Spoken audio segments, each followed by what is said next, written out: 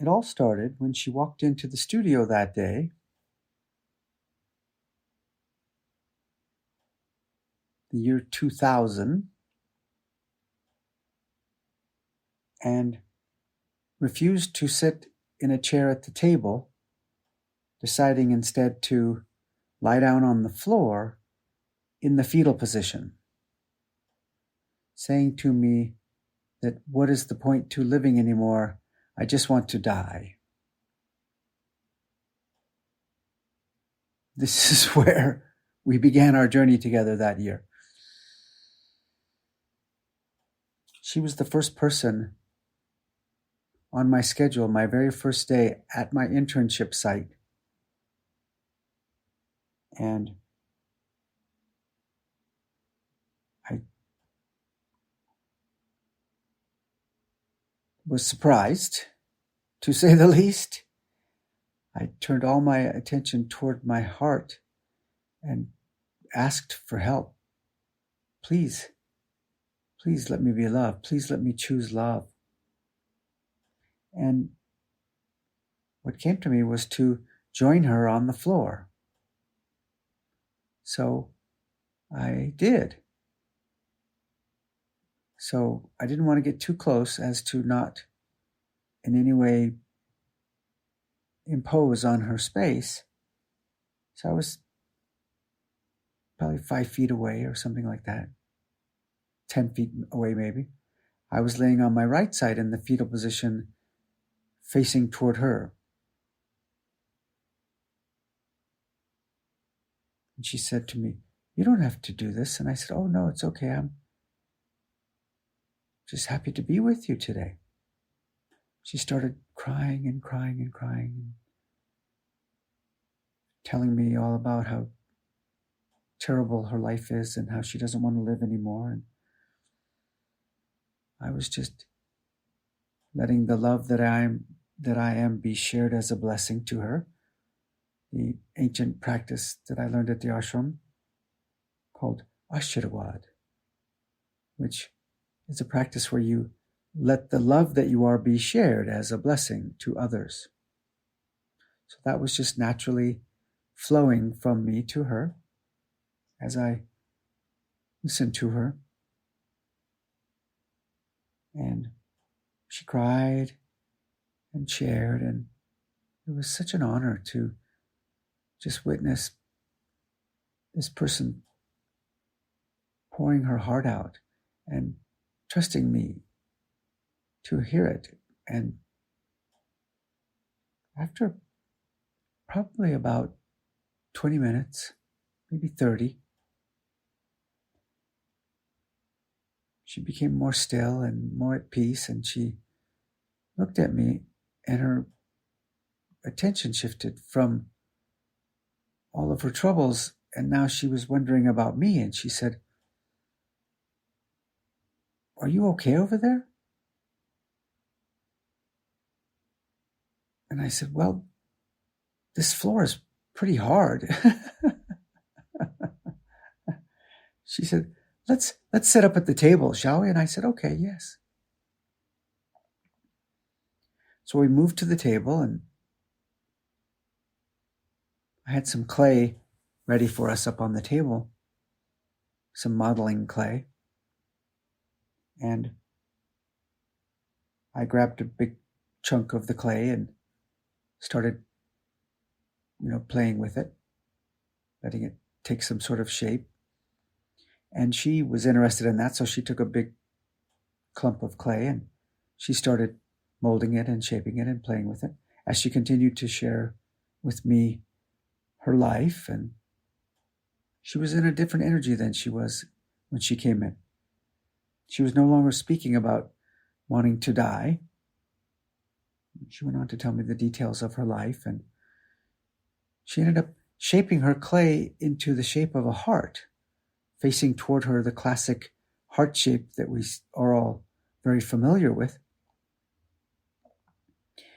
And then she started to pinch the edges of it and create a lip around the edge, about an inch high.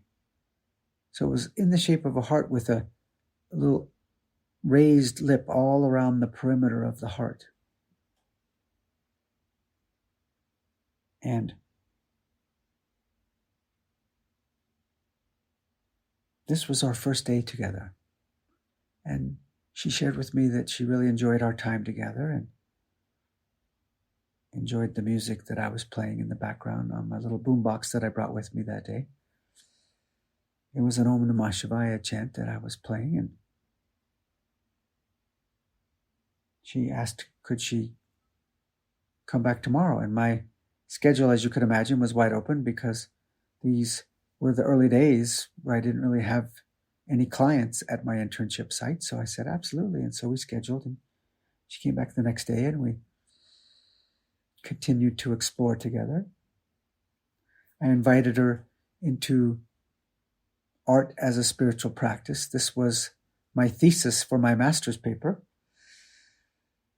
I had been working on, and the working title was Art Yoga, Art as a Spiritual Practice.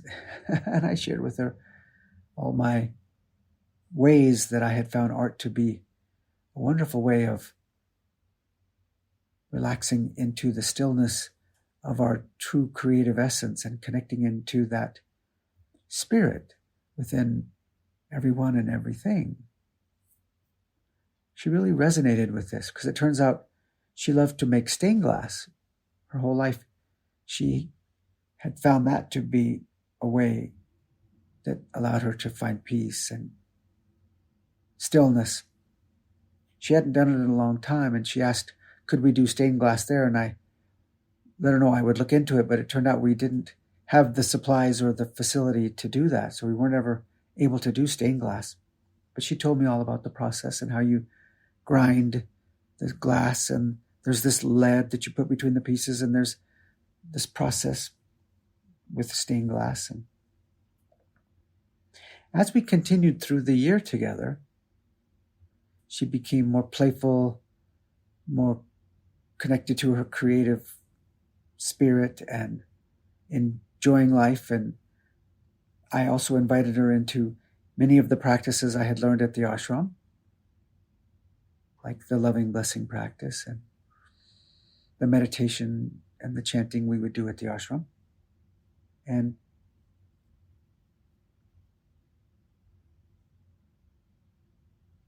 as we got further into the year, I let her know that for my master's thesis, I would need to do a case study and present at the end of the year at the gathering where all of us would gather and present our case studies to all the professors and the supervisors of everybody's internship site, and invited dignitaries that would be in the audience as we would present. And would she be okay if I let her be my case study? She was so honored. She cried with gratitude. And I let her know that we would need to take some photos because I'll have to do a slide tray with photos during my presentation about her and present my theories and philosophies about how to sit with people and explore with them and be of benefit to them. She said, oh, I would love that. And she said, the first photo, remember that first day when I came in and laid down in the fetal position on the floor? And I said, yes, I do remember. She said, do you have your camera with you? And I said, I do have it in my backpack. She said, let me lay down on the floor to simulate that first day when I came in when I didn't want to live anymore. And that can be your first photo for your slide tray during your presentation.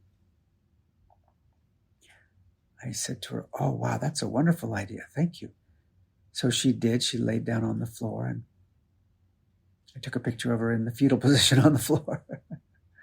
And then there were more pictures we took of all the art that she had done and the original clay heart piece that she did and various things. And then as the year continued to unfold, she told me that her dream had always been to move to Sedona, Arizona, and that she wanted to open a coffee shop and serve coffee in the front part of her coffee shop. And in the back part of her coffee shop, she wanted to have stained glass classes where she would teach people how to do stained glass. And she said, my dream is to call it the daily grind, as a play on words of grinding the coffee beans for the coffee and grinding the glass and the lead and things for the stained glass.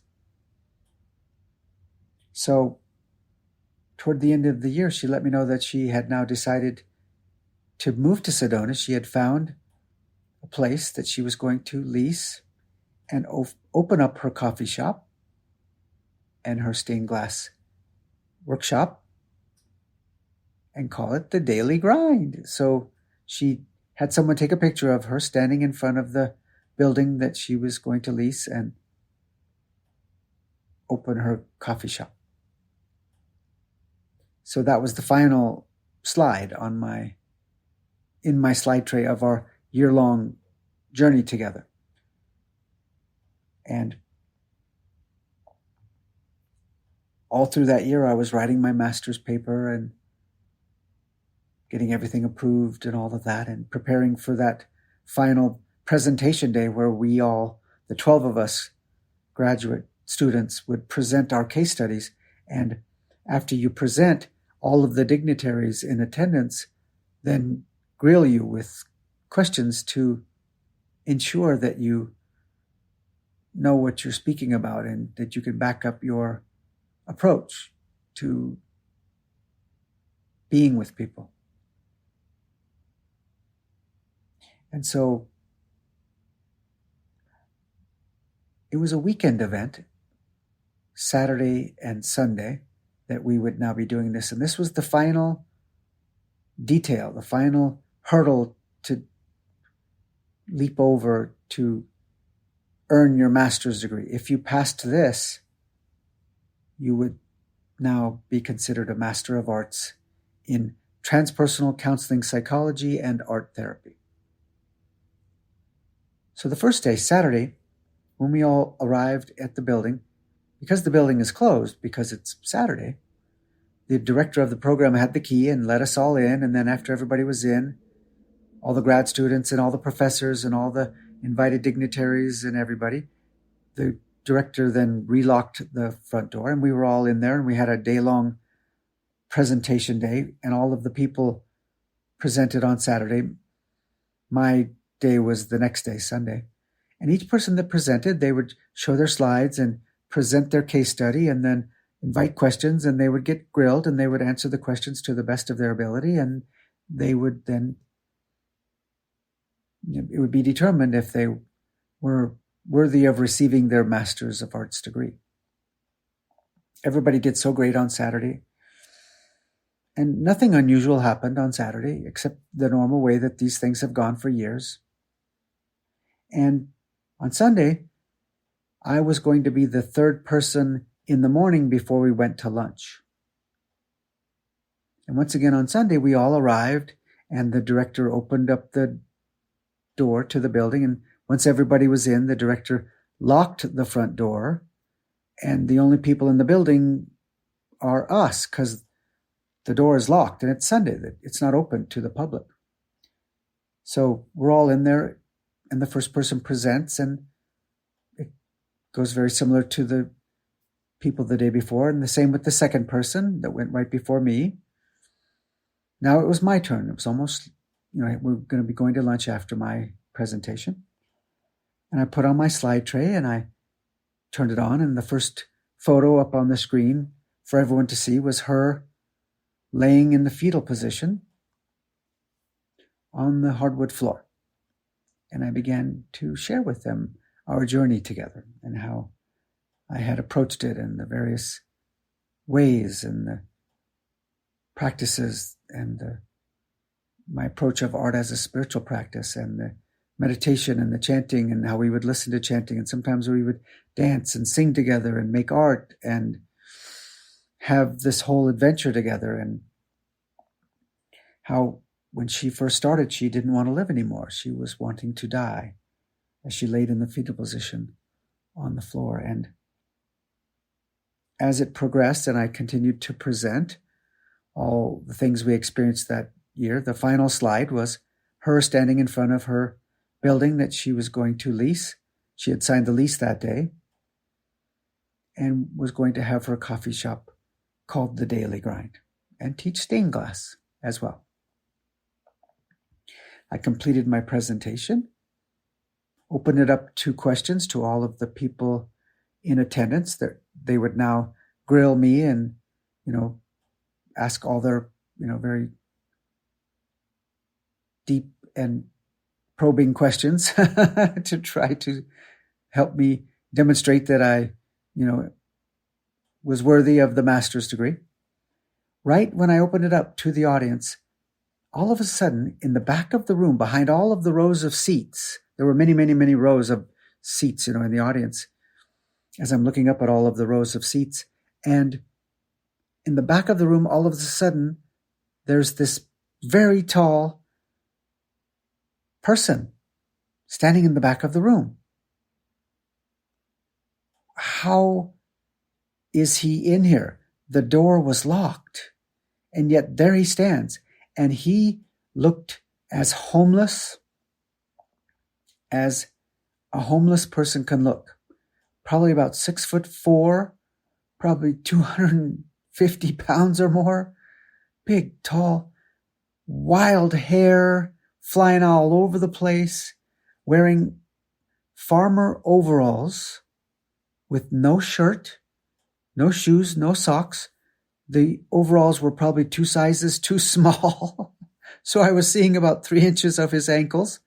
In the back of the room, just wild, homeless looking man.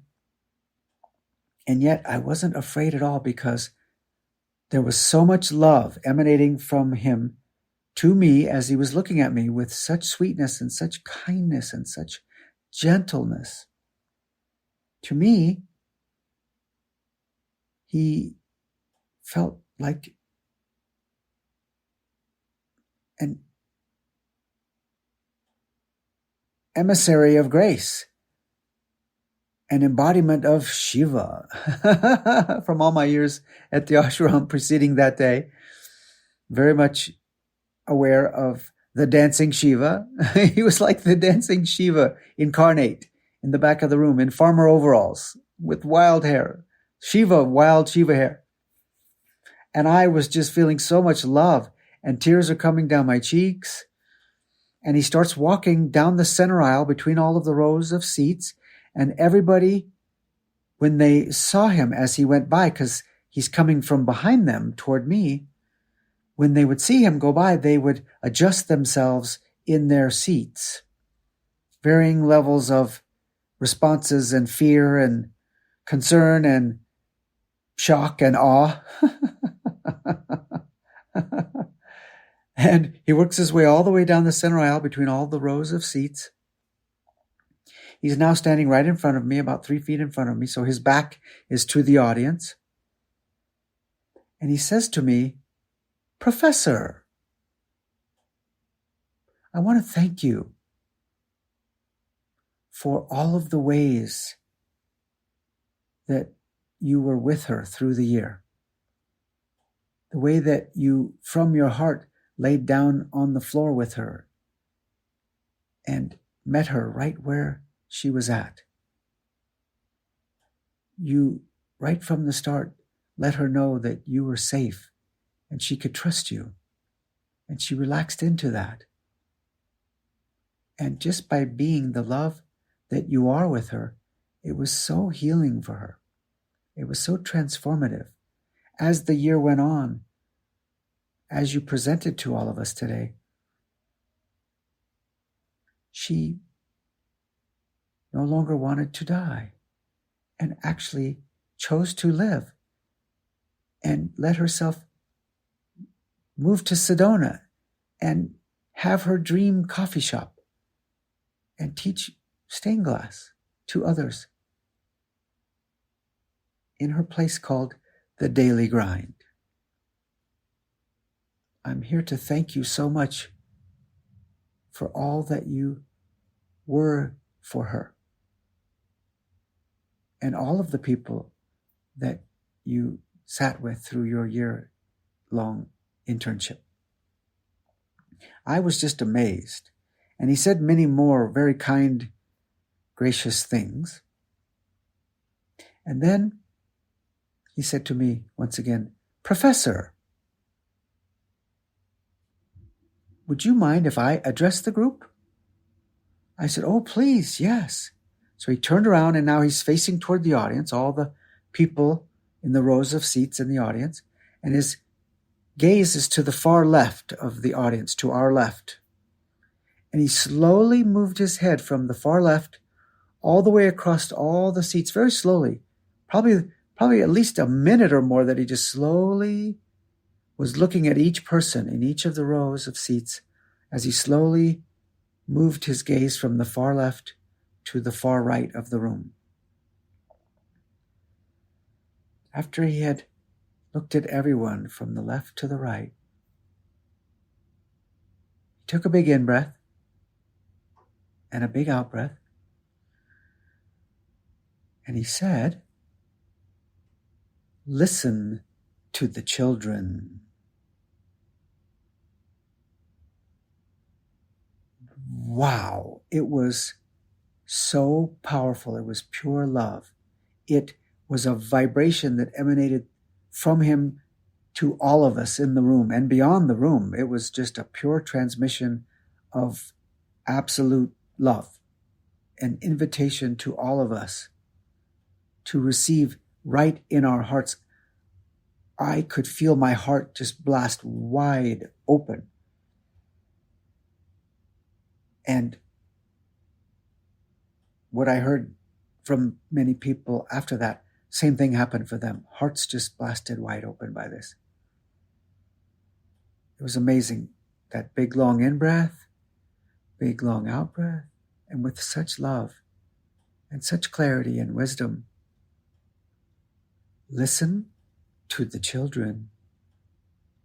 And then he walked back up that center aisle to the back of the room, and one of the professors that I knew, as he went by her row, she got up and was right behind him.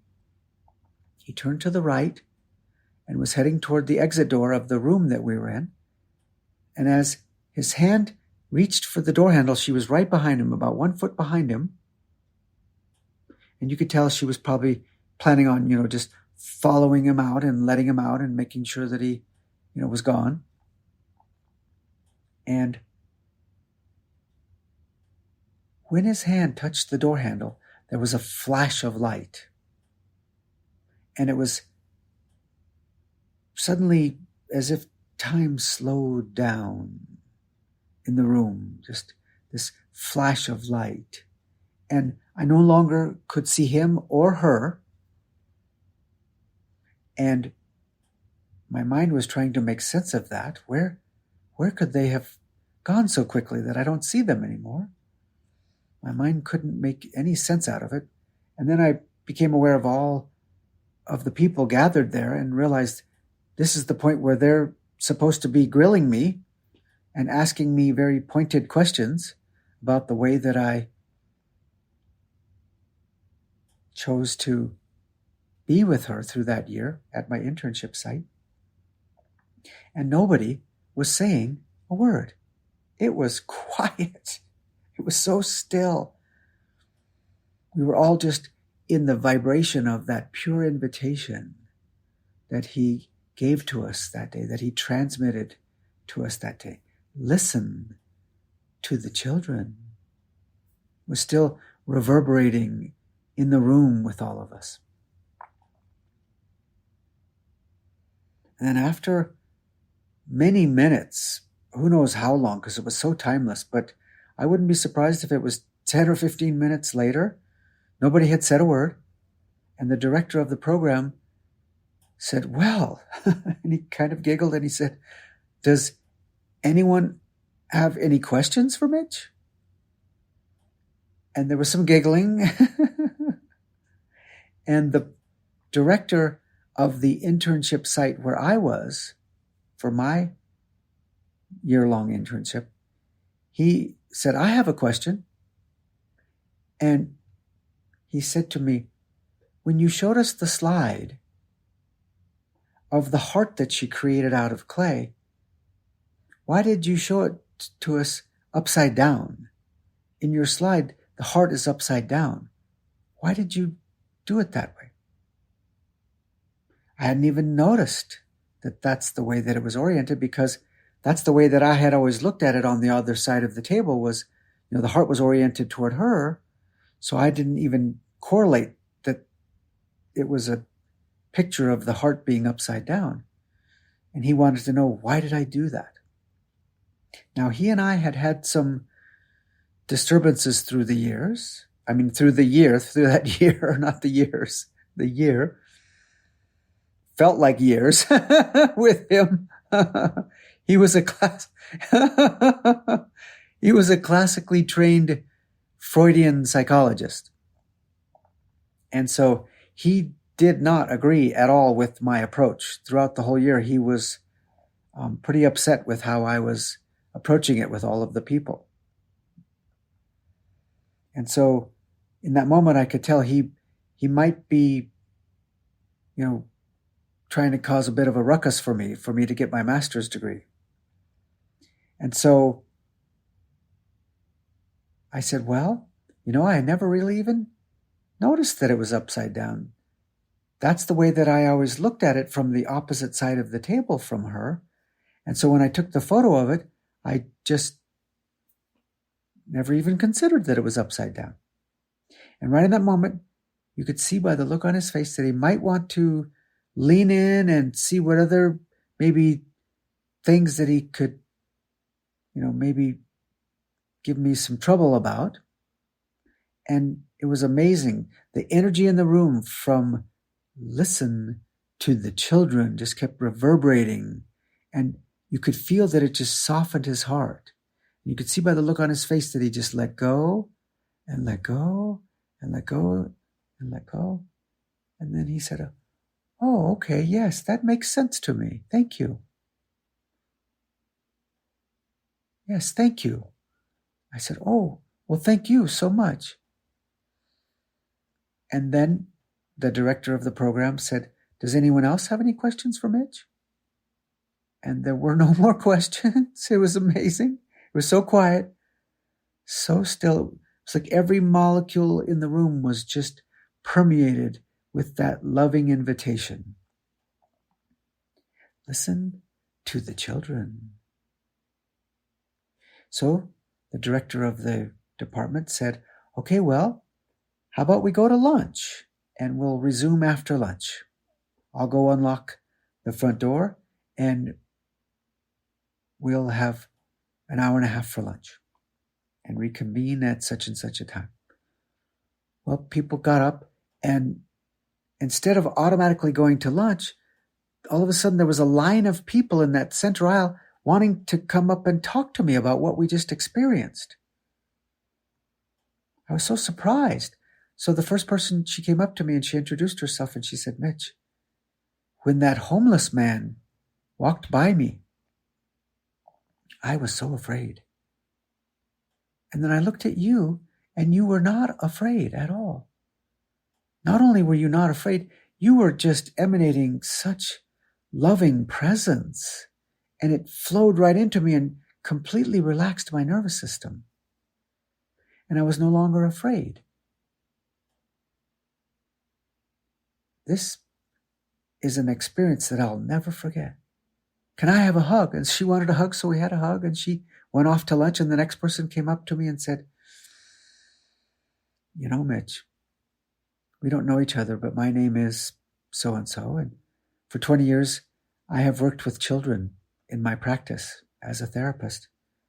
And the last year or so, I had become a bit jaded and didn't know if I wanted to work with children anymore. And when he gave us that message, I felt like he was letting me know how lucky I was and that I should really listen to the children. This was amazing. I can't explain it, but my heart is just wide open. I said, yeah, me too. And she wanted a hug. So we hugged and she went off to lunch. One by one, people kept coming up wanting to share what they had experienced. And it was universal with everyone. I was so afraid. They all referred to him as the homeless guy. And then you were not afraid. There was just so much love and peace and ease emanating from you. I was just so relaxed by your presence with him. And I can't explain what just happened. Another person came up to me and said, Mitch, for many years, I have been studying the ancient lineages of India. And when that being walked past me, initially I was afraid, and then I looked at you and you were so calm, so peaceful, so naturally content. And in that moment, I realized that he was not a homeless man at all. Mitch, that was Shiva. I said, I agree. The dancing Shiva. Shiva Nataraj. She says, oh yes, you know of the Shiva Nataraj? I said, yes. Yes, I've gone to an ashram for several years in the summertime. Yeah, she said, that was the dancing Shiva. So we laughed and we said playfully, homeless Shiva. So she too wanted a hug, and we had a hug, and she went off to lunch, and one by one, people had conversations with me about what we had experienced together. And I noticed in the back of the room that professor that I knew that got up and chased after him and was right behind him when his hand touched the door and there was that flash of light. She was waiting in the back of the room, and you could see that she wanted to talk to me, and she wanted to wait until there wasn't anyone else around. You could just kind of feel that she wanted privacy. Everyone was gone. It was just her and I left, and she came up to me and she said, Mitch, I need to tell you what happened. I said, yes, please. What? She said, first of all, wow. And I said, yes, wow. That was beautiful. What you presented, the way you were with your person in your case study. I just want you to know that was amazing, Mitch. What you did for her was, as he said to you, with all of his words of gratitude to you, I second everything he said. And when he went by me, when he came up the center aisle, if you noticed, I was chasing after him. I said, yeah, I did notice. She said I was going to, follow him out, make sure he got out of the building and all those things. And Mitch, when his hand touched the door, there was a flash of light. And I said, you saw that light? And she said, yes. She said to me, you saw the light? I said, yes. She said, Mitch, he disappeared into that light. I opened the door looking, where did he go? And he was nowhere. Down that long hallway that goes down to go to the front of the building, he disappeared into the light. My mind was trying to make sense of it, trying to find him, trying to, figure out how could he have gotten down that hallway so fast that there's just no way. He just disappeared right before my eyes into that light. What just happened? She said. I said, well, I would say that we were visited by Shiva. We could playfully say we were visited by homeless Shiva. That is how he arrived to us today and gave us that beautiful message that has stayed with me my whole life ever since that day. Listen to the children.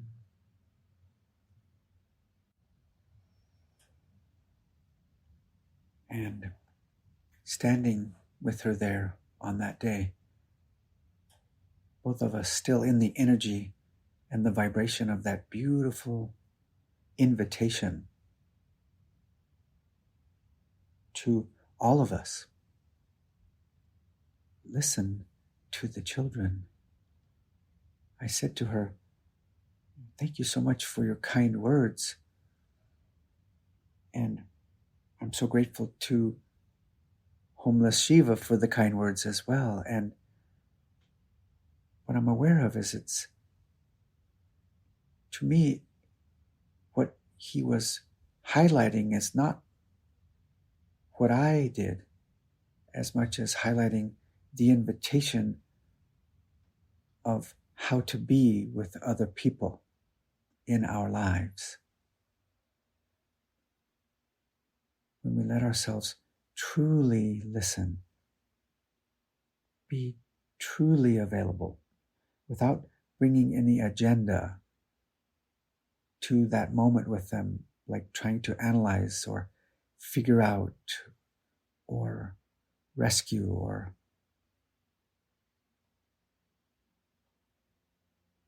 save or fix or any of that.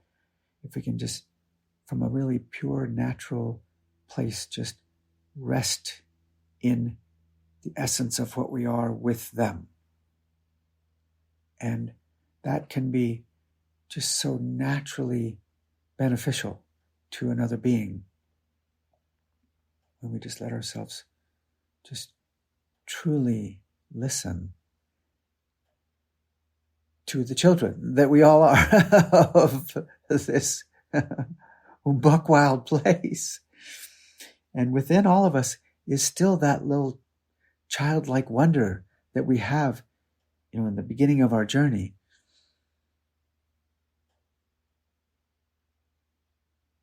Someone that I explore with was sharing with me, they had spent some time with one of their relatives' small child, 2-year-old girl, and how much wonder she brought to every moment. Every little thing was just so new and fresh and alive and interesting and amazing. That's still in all of us. We can listen to the children that we are as well, our childlike wonder. We can rest in that, in whatever experience is occurring in every moment. We can let ourselves be available in that way. And if we're available to another being in that place of childlike wonder, we're so available and interested with what their experience is and what they're saying and what they're sharing without needing it to be different, without bringing any agenda to the moment at all. To truly listen and be in that childlike wonder where we can have experiences like a homeless Shiva just appearing in the back of the room and loving all of us. Everyone gathered there that day could feel the loving presence of this being that came to remind all of us of the lovely possibility of being in that childlike wonder, in that pure availability, not needing to bring the limits of the mind to the moment. And we can even be like that toward our own mind, toward our own wanter. We can listen and honor our wanter and our problem solver mind. Those are our allies. They're just trying to always make the moment better for us. Now, if we get captured in those, there's a lot of suffering that comes with that. And we have some ways to be available to that I invite people into, that give us a better chance at the lovely possibility to listen to the children